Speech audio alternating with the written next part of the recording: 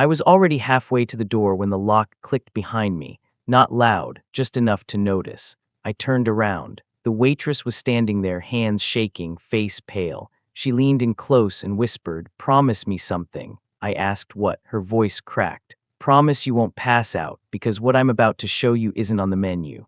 And that's when I saw what she was hiding behind the counter. Before we continue, please subscribe to the channel and tell us where you're listening from in the comments. My name is Edward Collins. I'm 64 years old, and this happened in a quiet roadside diner outside Flagstaff, Arizona. I stopped there for coffee, nothing more. But the moment that door locked behind me, I realized I wasn't a customer anymore. I was the last person she wanted to see before everything fell apart. The bell above the diner door gave a soft jingle as I reached for the handle. That sound, that harmless little chime, should have been the end of my night. Instead, it was the last normal thing that happened. The lock clicked, not loud, not dramatic, just a clean metallic snap that told my instincts something was wrong before my brain caught up. I turned around slowly. The waitress, the same woman who'd refilled my coffee twice and joked about the weather, wasn't smiling anymore. Her name tag said Lena. But her eyes didn't look like Lena's eyes now. They were wide, wet, and fixed on the front windows as if she expected someone to crash through them. "I need you to sit back down," she said. I laughed once, a reflex, the kind you use when a situation feels awkward but not dangerous yet. "Ma'am," I said gently, "I'm just heading out." She shook her head fast. "No," she whispered. "Please, just promise me you won't pass out." That was when the room felt smaller. I glanced at the windows. The parking lot outside was empty, just my car under a flickering streetlight and the long stretch of highway beyond it. "Why would I pass out?" I asked. She didn't answer. Instead, she reached under the counter and pulled something out, a manila envelope, thick, old, stained at the edges. She held it like it weighed more than paper. "I wasn't supposed to give this to you," she said, "but you came in tonight, sat in that booth, and ordered black coffee." My chest tightened. "So," I said. "So did the last man," she whispered. I felt a cold prickle move up my spine. "What man?" She swallowed hard. "The one who never left." She gestured toward the booth near the window, the one I'd just stood up from. "That booth," she said quietly. "He sat there 3 nights in a row, same order, same silence, same way of folding his napkin." My stomach knotted. "Where is he now?" I asked. She shook her head. "That's the problem." She slid the envelope across the counter toward me but didn't let go of it yet. "Before I show you what's inside," she said, "I need to know something." I nodded slowly. "Anything." She looked straight at me. "Do you have a brother?" The question hit me like a punch. "Yes," I said after a beat. "I did." Her grip tightened on the envelope. "Did," she repeated. "He passed away," I said quietly. "Years ago." Her breath hitched. "What was his name?" I hesitated. Not because I didn't want to say it, but because something deep inside me was already screaming that I shouldn't. "Daniel," I said. She closed her eyes. Then she slid the envelope fully toward me. "Then I'm really glad you came in tonight," she whispered. "Because that man in the booth," she pointed again, "said his name was Daniel too." The room tilted. I gripped the edge of the counter to steady myself. "That's not possible," I said. "My brother died 12 years ago." She nodded slowly.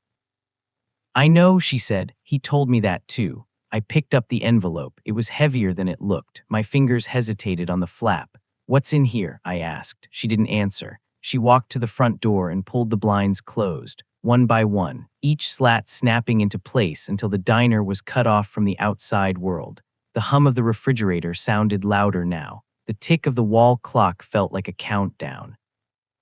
"Lena," I said, my voice low, "if this is some kind of joke." She spun around. "This is not a joke," she snapped.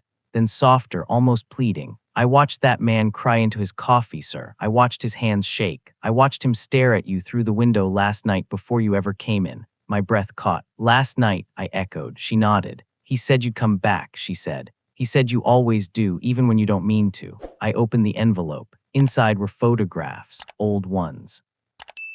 Faded edges, soft colors. My hands began to shake. The first photo, it was me, younger, standing beside my brother Daniel at a fishing dock.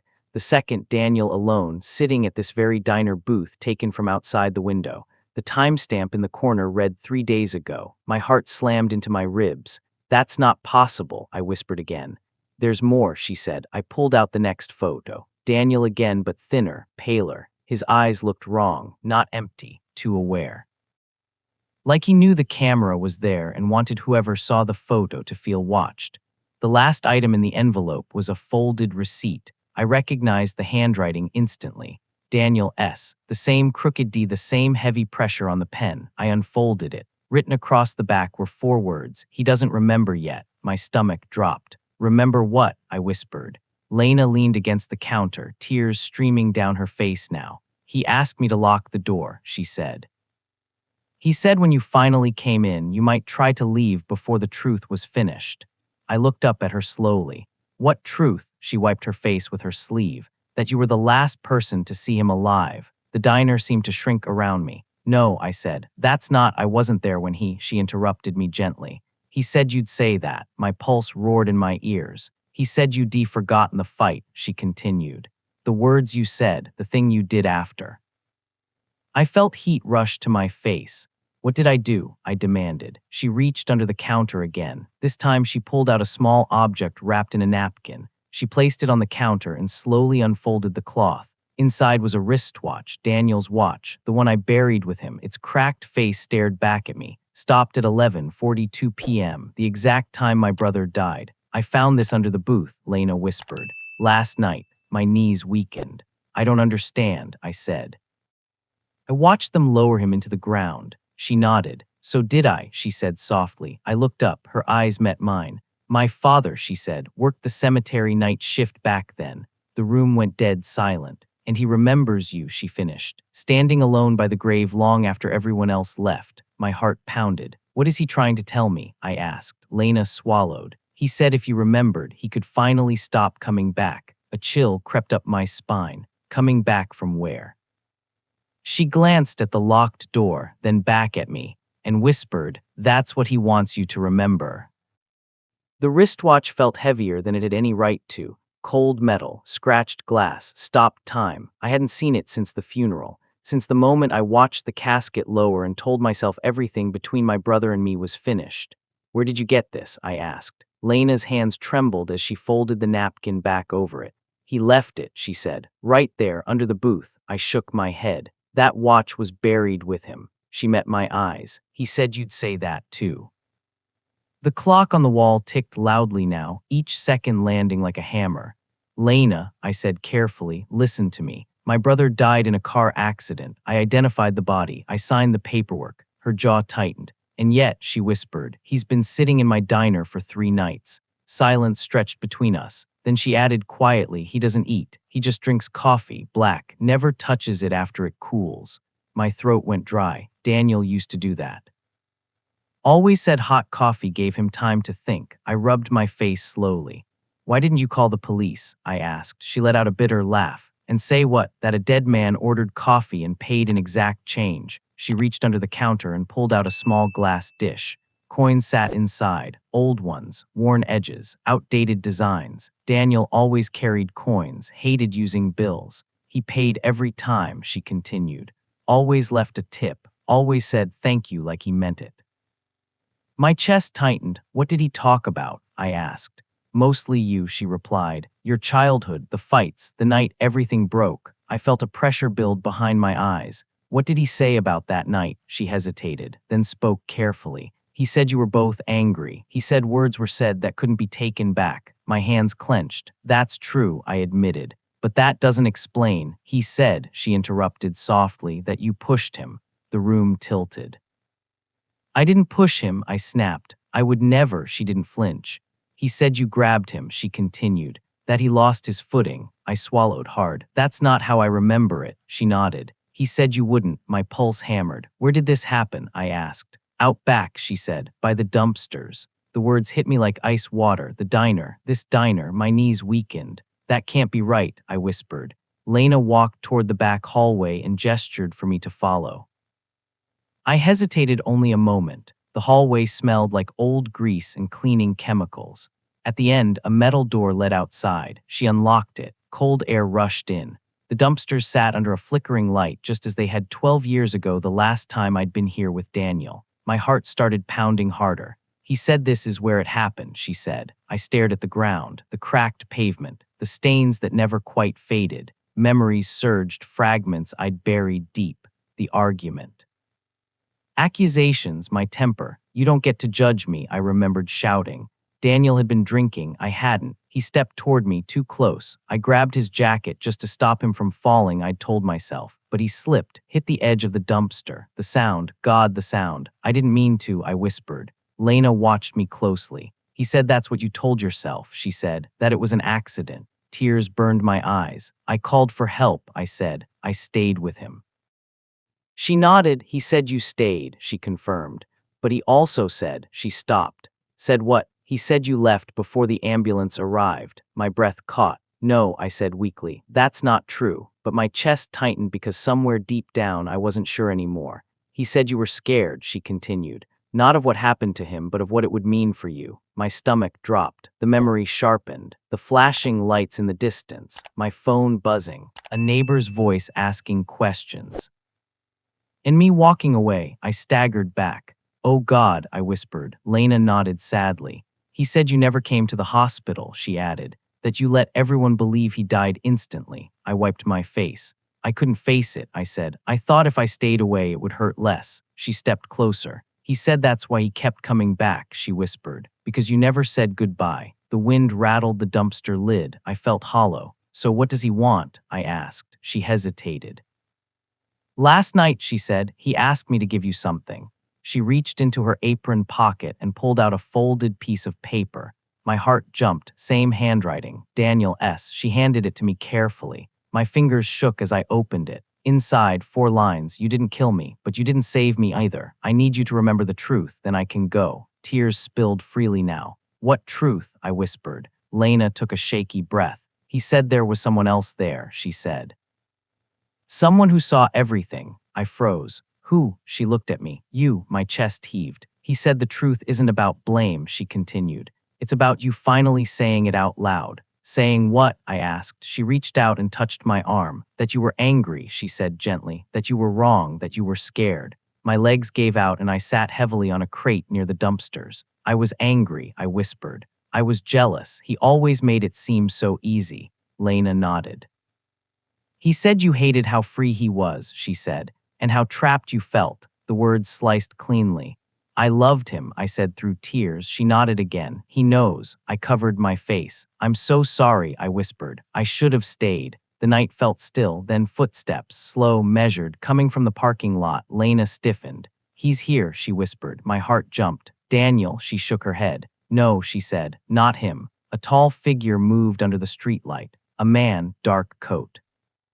Hands in pockets, walking toward us. My stomach clenched. Who is that? I asked. Lena's voice trembled. That's the man who asked me to lock the door, she said. The first night, my pulse raced. What did he say? She swallowed. He said, she whispered, that if you remembered, someone else would be very angry. The man stopped a few feet away. He smiled politely and said, you should have left Edward. My blood ran cold because I recognized his voice.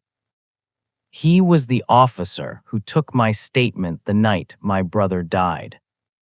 The man under the streetlight didn't rush. He didn't shout. He didn't reach for anything. He just stood there, calm as ever, hands in his coat pockets, wearing the same expression I remembered from 12 years ago, professional concern, the kind that looks like help until you realize it's hiding something else. You should have left Edward, he repeated. My mouth went dry. I recognized that voice instantly. Officer Harris, the first responder, the man who took my statement. The man who told me these things happen, don't blame yourself. What are you doing here? I asked. My voice sounded distant, like it belonged to someone else. He smiled faintly. Same thing I was doing back then, he said, cleaning up a mess. Lena stepped back instinctively. You know this man? She asked me. I nodded slowly. He was there the night my brother died. Harris glanced at her, then back at me. And you're the waitress who locked the door, he said calmly. That was a mistake. My heart began to pound. What do you want? I demanded. He sighed like a tired teacher. What I wanted 12 years ago, he said, for this to stay simple. He took a step closer. You pushed your brother, he continued. He fell. He died later at the hospital. I know that, I snapped, but you don't know everything, he said. My chest tightened. What do you mean? He looked at Lena. You might want to go inside, he said politely. This part isn't for you. She didn't move. I'm not going anywhere, she said. Harris studied her for a moment, then shrugged. Suit yourself. He turned back to me. Your brother didn't die instantly, he said. You know that. I swallowed. He was alive when the ambulance came, Harris continued. Barely. My stomach twisted. And, I whispered. And there was a witness, he said. Someone who saw the whole thing. My heart skipped. Who? He tilted his head. Not you. The words hit me like a slap. What are you talking about? Harris reached into his pocket slowly. Lena gasped. Don't, she started. He raised one hand calmly. Relax. He pulled out a small, worn notebook, the same kind officers use for field notes. He flipped it open. Your brother was arguing with another man, he said. Not you, my breath caught. What? A man who met him here, Harris continued. A man Daniel owed money to. The world seemed to tilt. That's not possible, I said. He never told me. He wouldn't, Harris replied. Because you'd have tried to fix it. I clenched my fists. Who was this man? Harris hesitated, then spoke. My brother. The silence that followed felt unreal. Your brother? I whispered. He nodded. Daniel testified against him in a fraud case, Harris said. Cost him everything. My pulse roared in my ears. So you lied, I said slowly. You blamed me. Harris's jaw tightened. You were already blaming yourself, he said. I just didn't stop you. Rage surged through me. You let me live with this, I snapped. You let me bury him thinking I killed him. Harris met my eyes. You grabbed him, he said. He fell because he was already hurt. My breath shook. Hurt how? Harris looked away briefly. My brother hit him, he admitted. Harder than he meant to. Lena covered her mouth. So Daniel came back, I whispered, because I never knew the truth. Harris nodded slowly. He kept showing up here, he said, because this is where it started. My legs felt weak. And you, I asked. Why are you here now? Harris sighed. Because I thought he was just in your head, he said, until she locked the door. He looked at Lena. When she did that, he continued, I realized Daniel wasn't haunting you. He met my gaze. He was trying to be heard. Tears streamed down my face. I would have told the truth, I said, if I had known. Harris swallowed. I know, he said quietly. So let it end, I demanded. Tell the truth now. He shook his head. Too late for that, he said. My heart dropped. Why? Because my brother is dead, Harris said. And so is yours. Silence hung heavy. No, I said. That's not how this works. Harris stepped back. You want closure, he said. I want quiet. He turned toward the parking lot. Go home, Edward, he said. Forget this. Lena shook her head violently. You can't just walk away, she said. Harris paused, then spoke over his shoulder. I already did, he said. He walked into the darkness. I stood there shaking, anger and grief crashing together. Lena touched my arm. Is it over? She whispered. I didn't answer because I felt it, a presence. Behind me, the air grew cold, then a familiar voice, soft, gentle. Eddie. I turned slowly. Daniel stood near the diner wall, not broken, not pale, just tired. I'm sorry, I said immediately. I should have stayed. He smiled sadly. I know, he said. I loved you, I whispered. I know that too. Tears streamed down my face. You didn't kill me, he said, but you didn't forgive yourself. I nodded. I forgive you, he said softly, but you have to forgive yourself too. The air warmed. The light steadied. Daniel stepped back. Thank you for listening, he said, and then he was gone. The night felt quiet, complete, but I knew one thing. Harris had lied for 12 years, and now I had to decide what to do with the truth. The diner felt different after Daniel disappeared. Not empty, not quiet, just finished, like a room after a long argument when the truth has finally been said and there's nothing left to fight about. Lena locked the back door slowly and leaned against it, shaking. Did you see him too? She whispered. I nodded. Yes. She let out a breath she'd been holding all night. Good, she said. Then I'm not crazy. He stood there for a long moment, listening to the hum of the lights and the distant sound of trucks on the highway. Finally, she asked the question I'd been avoiding. What are you going to do now? I looked at my hands, older hands, hands that had buried a brother and carried guilt for 12 years. I'm going to tell the truth, I said. She studied my face. About the accident, about everything. I didn't sleep that night. I went home, sat at my kitchen table and laid everything out. The fight, the fall. Leaving before the ambulance arrived, the officer who told me not to blame myself, and now the rest. At sunrise, I drove to the county offices. not to the police station, to internal affairs. The woman at the desk listened quietly as I spoke. She didn't interrupt, didn't rush me. When I finished, she nodded once and said, "Thank you for coming forward." Those words felt heavier than any accusation ever had. The investigation moved faster than I expected. Officer Harris had retired 3 years earlier, but records don't retire. Statements were reviewed, cameras re-examined, a witness statement, mine, finally corrected. They found discrepancies, small ones at first, then bigger. And then the truth that Harris had buried with my brother. Another man had been at the scene. Another argument, another blow. The case was reopened. Quietly, respectfully, but reopened. 2 weeks later, I went back to the diner. The sign was still lit, but the windows were dark. A small paper notice was taped to the door. "Closed for good, thank you for everything." Lena was inside, packing boxes. She smiled when she saw me. "They're selling the place," she said. "New owners want to remodel." I nodded. "Probably for the best." She hesitated. "Do you think he'll come back?" she asked. I shook my head gently. "No," I said. "He's done." She smiled softly. "Good," she said. He looked tired. At the cemetery, I stood in front of Daniel's grave. Same stone, same name, but different weight. "I'm sorry it took so long," I said quietly.